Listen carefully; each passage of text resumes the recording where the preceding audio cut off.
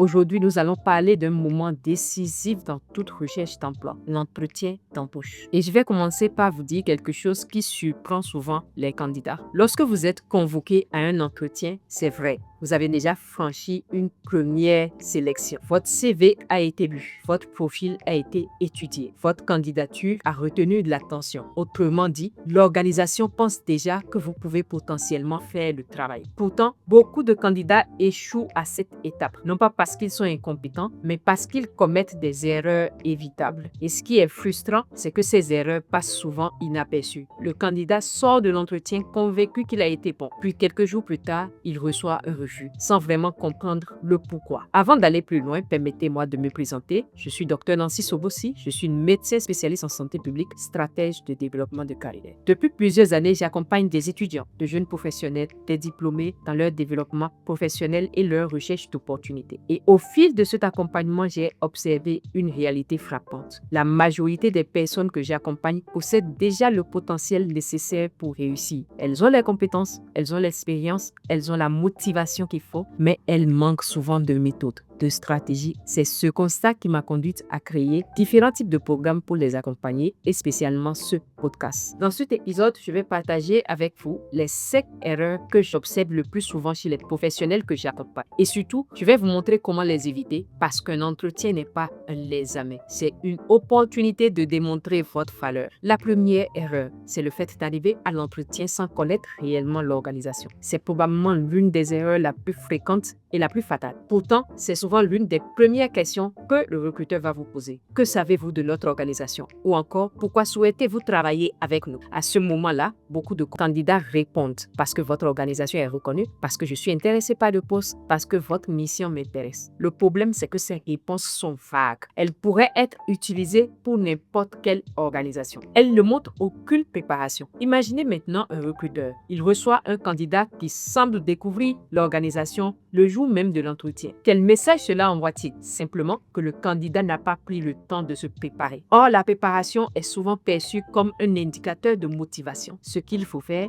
avant chaque entretien, c'est de prendre au moins 1 heure pour étudier le site internet de l'entreprise, les projets récents, les partenaires, les valeurs, les priorités, la mission clé de l'entreprise. Si vous postulez dans une ONG, lisez ces derniers rapports. Si vous postulez dans une entreprise, consultez ses actualités. Si vous postulez dans une institution internationale, comprenez les différents programmes mis en place par l'institution. Le recruteur doit sentir que vous savez où vous mettez les pieds. La deuxième erreur, c'est le fait de raconter son CV au lieu de raconter son histoire. Lorsqu'on vous demande « Parlez-nous de vous », beaucoup de candidats répondent en récitant leur CV. J'ai obtenu mon diplôme en 2018, j'ai travaillé dans telle organisation, puis dans telle autre organisation, puis dans telle autre, et ainsi de suite. Le problème est que le recruteur a déjà lu votre CV. Il l'a lu avant l'entretien. Il ne veut pas l'entendre une seconde fois. Ce qu'il recherche réellement à comprendre, c'est qui êtes-vous professionnellement? Qu'est-ce qui vous motive? Quel est le fil conducteur de votre parcours? Pourquoi avez-vous fait certains choix professionnels? Moi, par exemple, lorsque j'arrive en entretien, au lieu de simplement dire « je suis médecin santé publique, j'ai travaillé dans telle organisation, j'ai piloté tel type de projet », je peux plutôt dire « je suis médecin santé publique, depuis plusieurs années, je me suis spécialisé dans la gestion des urgences humanitaires et le renforcement des systèmes de santé. Ce qui me motive particulièrement, c'est d'accompagner les communautés les plus vulnérables à travers des interventions ayant un impact concret sur leur santé. » Est-ce que vous voyez la différence? On ne parle plus de poste, on parle d'identité professionnelle. L'erreur numéro 3 que beaucoup commettent, c'est le fait de répondre de manière désorganisée. Il y a beaucoup de candidats qui connaissent les réponses, mais ils ne savent pas les structurer. Le résultat, c'est qu'ils commencent une réponse, ils s'éloignent du sujet, ils ajoutent des détails inutiles, ils oublient finalement la question qu'on leur a posée et au final, le recruteur ne retient pas grand-chose. Je vous propose d'utiliser désormais la méthode STAR. C'est une méthode simple. Chaque fois qu'on vous demande un exemple concret, utilisez la méthode STAR. Situation, tâche, action, résultat. Par exemple, lorsqu'on vous demande « Parlez-nous d'un défi que vous avez rencontré », commencez par décrire brièvement le contexte. Expliquez votre responsabilité. Décrivez ce que vous avez fait, puis terminez par le résultat obtenu. Cette structure rend vos réponses beaucoup plus percutantes. L'erreur numéro 4 à ne pas faire, c'est de parler de ses responsabilités plutôt que de ses résultats. C'est une erreur qui commence souvent dans le CV et se poursuit puis en entretien. Beaucoup de candidats expliquent ce qu'ils ont eu à faire, mais pas ce qu'ils ont obtenu comme impact, comme résultat, alors que les organisations recherchent des résultats, pas des tâches. Au lieu de dire « j'étais chargé de superviser des activités », vous pouvez par exemple dire « j'ai supervisé une équipe de 15 personnes et contribué à augmenter la couverture des activités de santé communautaire de 40% par 3 communes ». La différence, elle est énorme. Le recruteur peut visualiser votre impact et c'est précisément ce qu'il recherche. L'erreur numéro 5, c'est le fait de vouloir paraître parfait. Beaucoup de candidats pensent qu'ils doivent donner l'image d'une personne sans défaut professionnel. C'est une erreur parce que personne n'est parfait et les recruteurs le savent. Lorsque vous essayez aussi de surjouer, ils le sentent. Donc, lorsqu'on vous demande par exemple quelle est votre principale faiblesse, évitez les réponses artificielles. Ah,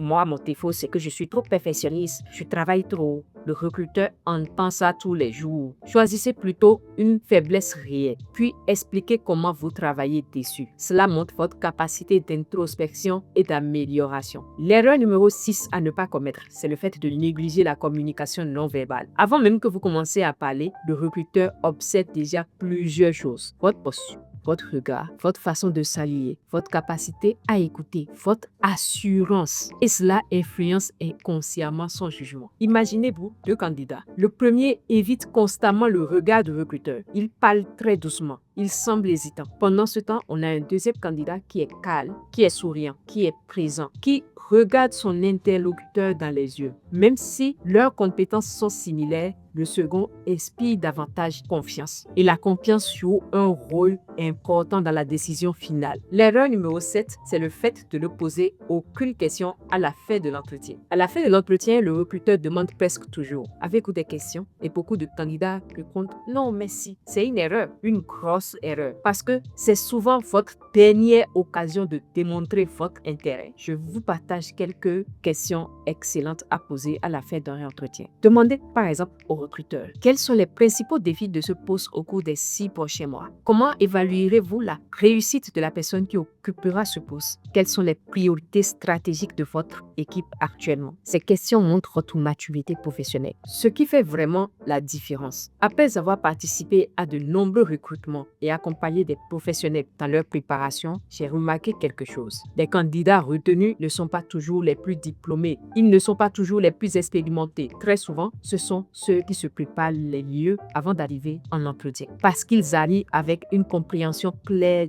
de la fiche de poste. Des exemples concrets, une histoire professionnelle cohérente, une communication structurée, une confiance maîtrisée. Si vous avez déjà échoué à un entretien, cela ne signifie pas que vous n'êtes pas compétent. Cela signifie peut-être simplement que vous n'avez pas encore appris à vous vendre professionnellement. La bonne nouvelle est que cela s'apprend. L'entretien est une compétence comme la gestion de projet, comme la prise de parole et comme le leadership. Plus vous vous entraînez, meilleur vous devenez. Alors, avant votre prochain entretien, ne préparez pas seulement vos réponses. Préparez votre histoire professionnelle. Préparez vos exemples. Préparez votre posture. Car au final, un recruteur ne choisit pas uniquement un CV. Il choisit une personne à qui il pourra faire confiance. L'autre chose que je suppose que vous connaissez déjà, c'est le fait de toujours avoir une tenue professionnelle. Le fait de savoir aligner et ajuster les couleurs. Le fait de savoir bien s'habiller pour aller à un entretien. Lorsque vous êtes une jeune femme, il y a des couleurs que vous devez éviter. Il y a des tenues que vous devez éviter. Pas de décolleté plongeant, pas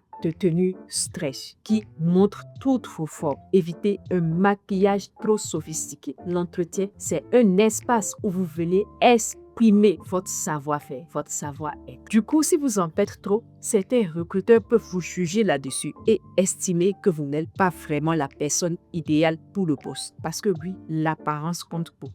L'entretien, c'est le dernier endroit où vous pouvez vous foutre de votre apparence. Ne faites pas cette erreur. L'apparence compte, votre habillement compte, votre élégance, votre confiance en vous, votre manière de dompter vos interlocuteurs. Tout ça compte et ça s'apprend. Alors, dites-moi en commentaire quelle est la question d'entretien qui vous a mis le plus en difficulté. Est-ce Parlez-nous de vous. Pourquoi vous? Quelle est votre plus grande faiblesse ou est-ce une autre question? Je lirai vos réponses et je préparerai une prochaine vidéo pour y répondre. N'oubliez pas de liker, de partager cette vidéo et surtout de vous abonner à la chaîne YouTube. Si vous souhaitez apprendre à réussir vos entretiens, à optimiser votre CV et construire un profil LinkedIn qui attire les opportunités, je vous invite à découvrir le bootcamp Révèle ton potentiel professionnel. Le lien est dans la description parce qu'une carrière ne se construit pas uniquement avec des compétences. Elle se construit aussi avec la capacité à les faire reconnaître.